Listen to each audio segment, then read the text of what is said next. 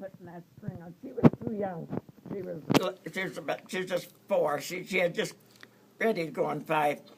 And anyway, we string popcorn, and we had a big old bell, one of those accordion pleated things, and the snap on it had broken, and we were all trying to fix it. Well, you didn't have paper clips or anything.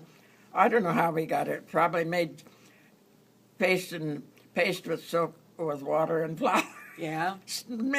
Finally got it hanging up at the door, and then it got evening, and Mom was getting concerned, and then she called Waverling's store, which was at the end of the town, and that's where Dad would have turned off to take the highway 4 miles south and then 2 miles west to our home, and Dad. And Mr. Waverling told Mom, he says Tom passed here about 4 o'clock. He should be home by now. Well, he didn't come, and I could see Mom was getting a little worried. And the boys were outside with the hired man, and they were watching or to listen for the horses to come through the grove. And finally, the horses came. The tree was in it, and the supplies, and some gifts.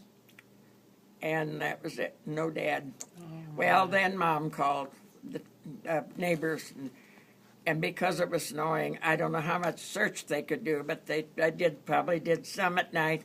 Then all the next day, Christmas was on Friday that year, so it was Wednesday. All day Thursday, they looked. Then on Friday morning, they found him.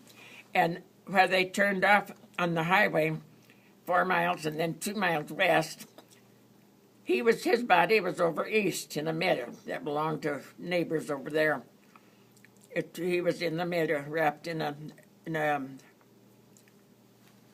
army blanket, and he was dead. But why they found him there, I don't know.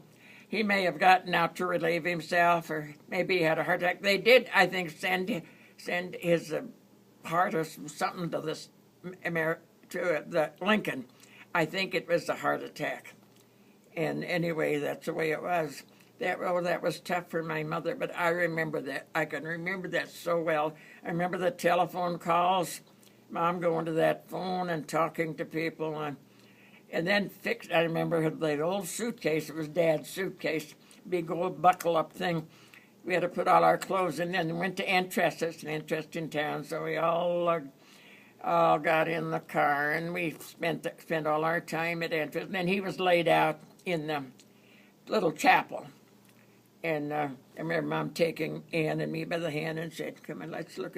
There were candles on top of the casket. And Ann didn't remember it, but I did. I remembered all that. But what my mother went through. But anyway, I think of it every Christmas, so today is the day. 88 years ago today. But anyway.